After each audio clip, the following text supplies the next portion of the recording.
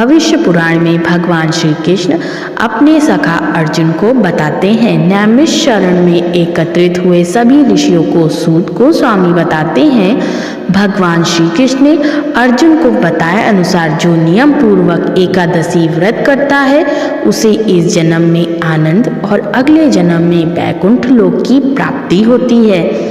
एक बार अर्जुन ने भगवान श्री कृष्ण ने पूछा, हे जनार्दन, एकादशी के दिन पूरा उपवास करने से या केवल रात को खाना खाने से, केवल दोपहर में प्रसाद लेने से क्या लाभ मिलता है?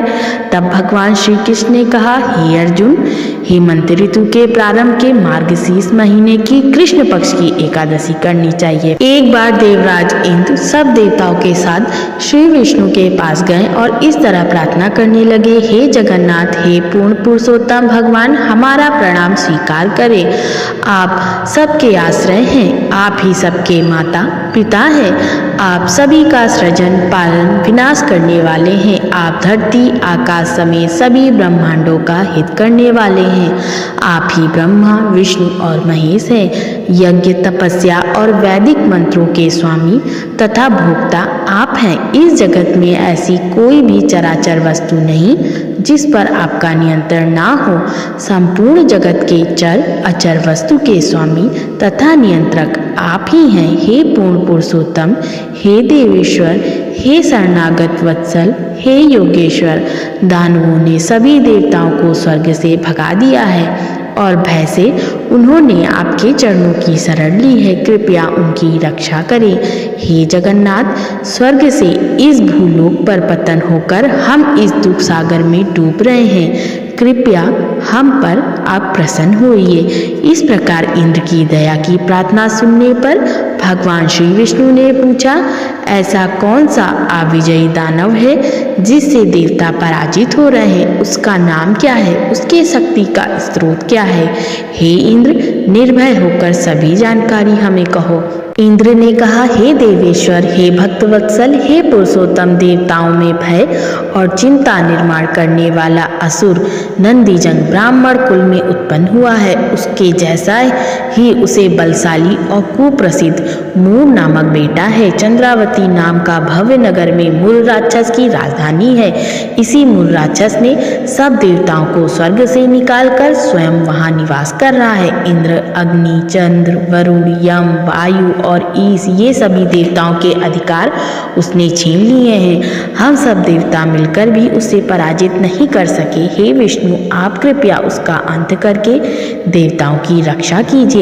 इंद्र के यह शब्द सुनते ही देवताओं को कष्ट देने वाले मूर राक्षस के प्रति श्री विष्णु को क्रोध आया और वे कहने लगे, हे देवराज, मैं स्वयं उस शक्तिशाली दानव का वध करूंगा। आप सब चंद्रावती नगर चलिए। सब देवता भगवान के कहे अनुसार चंद्रावती नगरी में जाकर अनेक प्रकार के शस्त्र जमा करने लगे। देवताओं के सामर्थ्य से पहले ही सभी देवता भयभीत थे, पर अब भगवान विष्णु के नेतृत्व में निर्भय होकर देवता रणभूमि में पहुंचे। उन्हें देखकर राक्षस क्रोधित हो गए। भगवान ने सभी असुरों को पराजित किया, परंतु मूर को पराजित करना कठिन लगने लगा।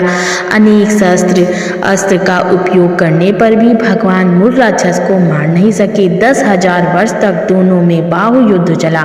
अंत में मूर राक्षस को पराजित करके भगवान बद्रिका आश्रम में हेमवती नामक गुफा में विश्राम करने पधारे। भगवान श्री कृष्ण कहने लगे, हे अर्जुन, उस असुर ने गुफा तक पीछा करके उसमें प्रवेश किया और श्री विष्णु को निद्रावस्था में मारने का विचार किया। उस समय उनके शरीर से एक तेजस्वी कन्या बाहर निकली। वह शस्त्रों से परिपूर्ण थी। उसने मूर राक्षस से बहुत समय तक युद्ध करके उसका वध किया। शेष दानव भयभीत होकर पाताल लोक में गए। श्री विष्णु ने निद्रा से जागकर मूर राक्षस का शव और उनके सामने हाथ जोड़ के खड़ी हुई कन्या देखी तो आश्चर्य से पूछने लगे, तुम कौन हो? उस देवी ने उत्तर दिया, हे भगवान, मैं आपके शरीर से उत्पन्न हुई हूँ और इस असुर का मैंने वध किया है। आपको निद्रा अवस्था में देखकर मारने के लिए आने वाले इस असुर का मुझे वध करना पड़ा। भगवान श्री विष्णु ने कहा, हे देवी, आपके इस कार्य से मैं प्रसन्न हूँ। तुम वर चाहा वरदान मांग लो। जब देवी ने वरदान मांगा तब भगवान श्री विष्णु ने कहा, तुम मेरी आध्यात्मिक शक्ति हो। एकादशी दिन उत्पन्न होने के कारण तुम्हारा नाम एकादशी होगा। जो भी एकादशी का व्रत करेगा उसे अक्षय सुख की प्राप्ति होगी। उस दिन से एकादशी दिन विश्व में पवित्र जाना जाने लगा। हे अर्जुन, जो इसका पालन करेगा उसे मैं परम उच्च गति प्रदान करता हूँ। हे अर्जुन, एकादशी और द्वादशी एक ही तिथि में होने पर उस एकादशी को सर्वोच्च माना गया है। एकादशी के दिन मैथुन, अन्न, मद्य, मांस, रसोई में कांस्य के बर्तन, शरीर को तेल लगाना वर्जित है। जो इसका महात्म्य जानकर व्रत करेगा उसे अधिक फल की प्राप्ति होगी। जय श्री कृष्ण।